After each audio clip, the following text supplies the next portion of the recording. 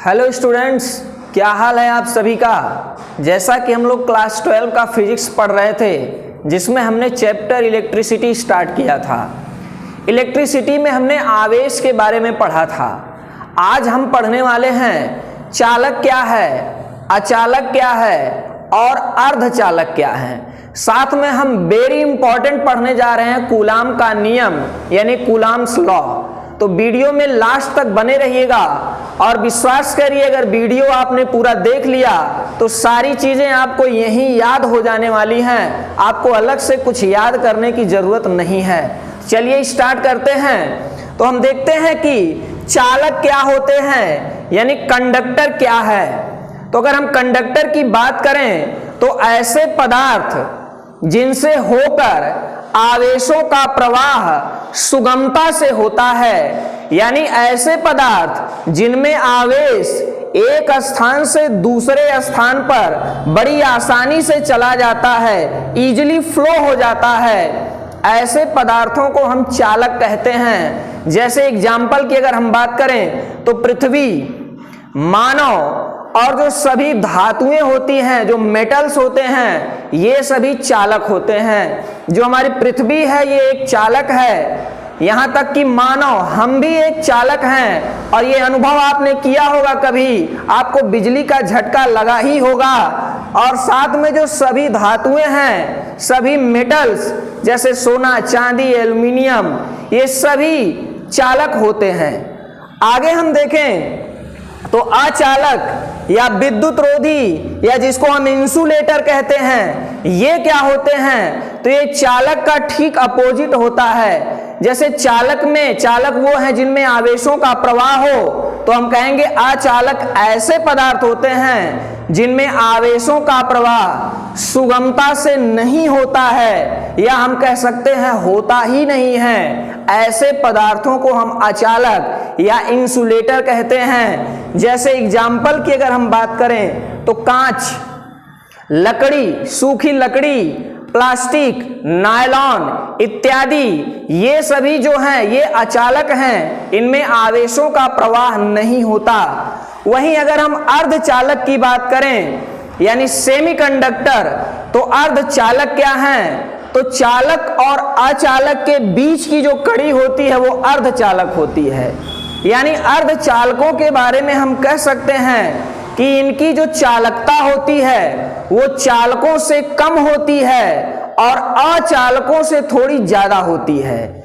यानी जो अर्धचालक होते हैं ये जनरली तो अचालक होते हैं, सामान्य रूप से ये अचालक होते हैं, लेकिन विशेष परिस्थितियों में जब इनका ताप बढ़ाया जाता है या जब इनमें बाहर से कोई दूसरा पदार्थ मिलाया जाता है तो ये चालक की तरह व्यवहार करने लगते हैं, और वैसे जनरली ये अचालक होते हैं। एग्जाम्पल की अगर हम बात करें तो कार्बन, सिलिकॉन, जर्मेनियम इत्यादि ये सभी अर्धचालक हैं। यानी ये न तो पूरी तरह से चालक होते हैं और न ही पूरी तरह से अचालक होते हैं। आगे अगर हम चर्चा करें तो आगे हम देखते हैं स्थिर विद्युत बल या कूलाम बल क्या है। तो अगर हम स्थिर विद्युत बल की बात करें तो आवेश जब हम पढ़ रहे थे तो आवेशों के विषय में हमने पढ़ा था कि फ्रैंकलिन ने हमें बताया है कि दो आवेशों के बीच या तो आकर्षण बल कार्य करता है या तो प्रतिकर्षण बल कार्य करता है।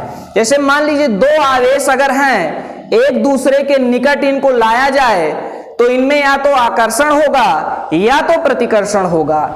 अच्छा, अब आप ये सोचेंगे कि ये जो आकर्षण होगा या जो प्रतिकर्षण होगा ये ऐसे तो होगा नहीं, जरूर इनके बीच कोई बल कार्य कर रहा है जो इनको आकर्षित कर रहा है या जो इनको प्रतिकर्षित कर रहा है।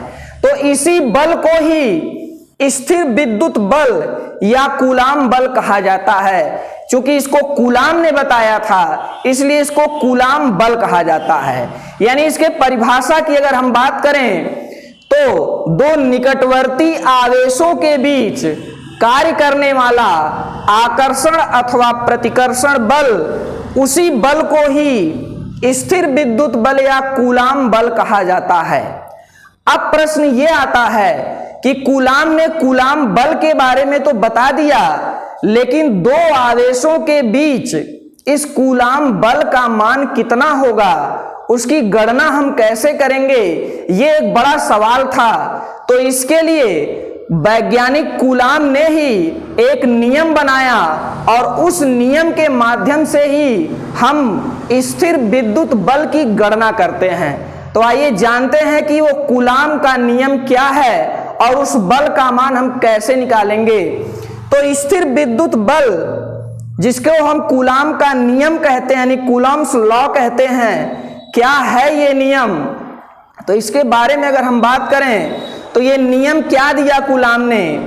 कूलाम ने ये बताया कि वायुयान निर्वात में स्थित दो बिंदु आवेशों के बीच कार्य करने वाला आकर्षण अथवा प्रतिकर्षण बल उन आवेशों की मात्राओं के गुणनफल के समानुपाती होता है और उनके बीच की दूरी के वर्ग के व्युत्क्रमानुपाती होता है। दोस्तों नियम आप याद रखेंगे, एक बार फिर से सुनिए कि कूलाम के अनुसार वायुयान निर्वात में स्थित दो बिंदु आवेशों के बीच कार्य करने वाला आकर्षण अथवा प्रतिकर्षण बल उन आवेशों के मात्राओं के गुणनफल के समानुपाती होता है और उनके बीच की दूरी के वर्ग के व्युत्क्रमानुपाती होता है। यह था कूलाम का नियम। अब हम इसके गणितीय रूप की बात करते हैं कि इसका मैथमेटिकल फॉर्म क्या है। तो आइए देखते हैं कूलाम के नियम का गणितीय रूप क्या है। कूलाम के नियम का गणितीय रूप क्या है? तो कूलाम ने बताया कि मान लीजिए दो बिंदु आवेश हैं, एक आवेश है Q1 और एक आवेश है Q2। एक आवेश है Q1 और एक आवेश है Q2 जो वायुयान निर्वात में एक दूसरे से r दूरी पर स्थित हैं। एक आवेश है Q1 और एक आवेश है Q2 जो वायुयान निर्वात में एक दूसरे से r दूरी पर स्थित हैं।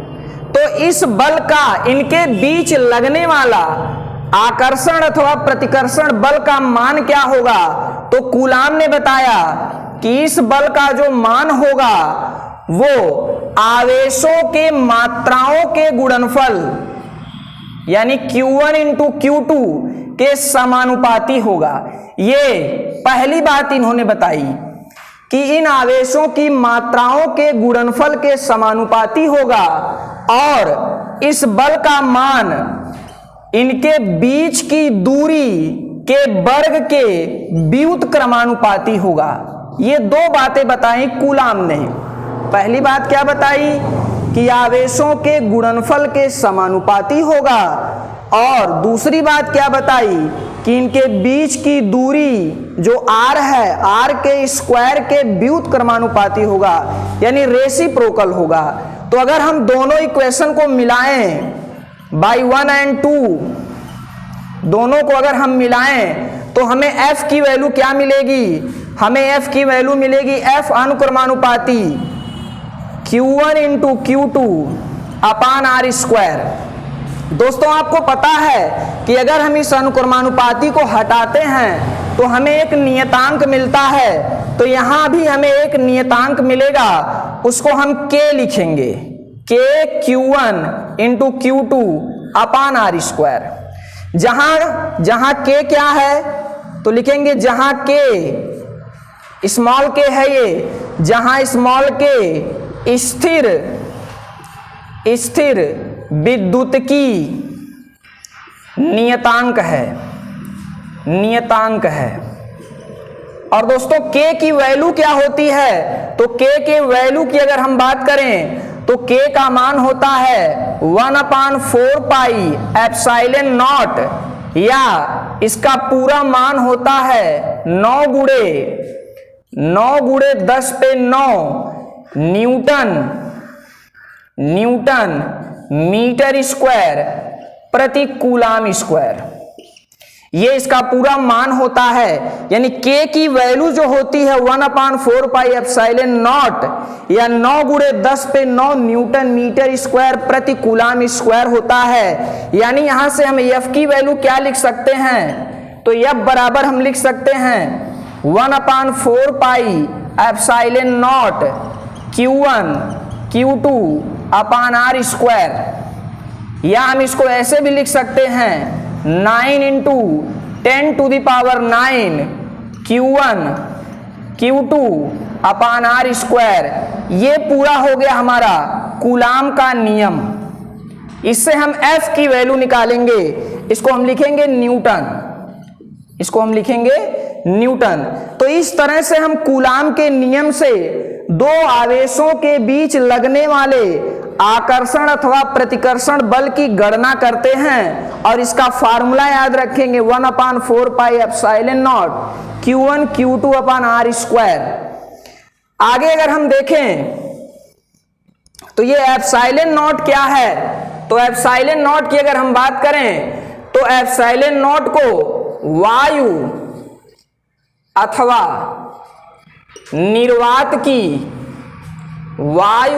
निर्वात की विद्युतशीलता कहा जाता है, विद्युतशीलता कहा जाता है। एप्सिलॉन नॉट क्या है, वायु अथवा निर्वात की विद्युतशीलता है, और इसका मान क्या होता है, तो एप्सिलॉन नॉट की जो वैल्यू होती है वो होती है 8.854 गुणे 10 पे -12 कूलाम स्क्वायर प्रति न्यूटन मीटर स्क्वायर होती है। ये एप्सिलॉन नॉट की वैल्यू होती है 8.854 गुणे 10 पे -12 कूलाम स्क्वायर प्रति न्यूटन मीटर स्क्वायर। ये वैल्यू आपको याद रखना है, क्योंकि जब हम न्यूमेरिकल लगाएंगे तो वहां हमें इसका वैल्यू रखना पड़ता है। दोस्तों इसका बीमी सूत्र भी पूछता है, एप्सिलॉन नॉट का बीमी सूत्र। तो इसका बीमी सूत्र हम कैसे निकालेंगे, तो ध्यान दीजिए, आपको मैंने बताया था कि बीमी सूत्र जो निकाला जाता है वो उस राशि के मात्रक से निकाला जाता है। तो अगर हम एप्सिलॉन नॉट का मात्रक देखें तो कूलाम स्क्वायर है, न्यूटन मीटर स्क्वायर है। तो कूलाम स्क्वायर यानी आवेश है, तो आवेश की अगर हम बात करें तो आवेश का बीमी सूत्र होता है 80, आवेश का बीमी सूत्र होता है 80, लेकिन यहां आवेश का स्क्वायर है, इसलिए यहां हो जाएगा a स्क्वायर टी स्क्वायर, और बटा लिखेंगे अपान न्यूटन। तो न्यूटन की अगर हम बात करें तो न्यूटन आपको पता है बल का मात्रक है, और बल का बीमी सूत्र होता है mLT पे -2, और वहीं मीटर स्क्वायर है, तो मीटर आपको पता है कि मीटर को L से प्रेजेंट किया जाता है, यानी इसको हम लिखेंगे L स्क्वायर।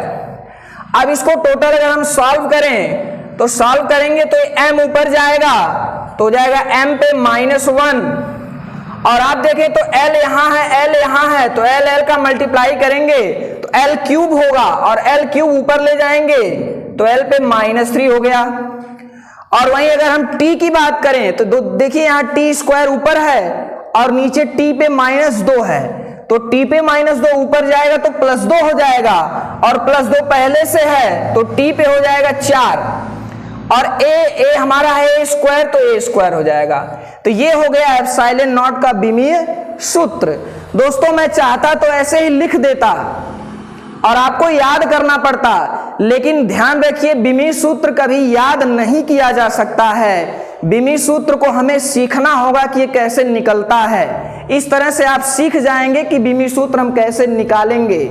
तो ये था स्थिर विद्युत के लिए कूलाम का नियम। दोस्तों वीडियो अगर आपको अच्छा लगा हो तो चैनल को सब्सक्राइब करिए और अपने दोस्तों के साथ शेयर भी करिए। धन्यवाद।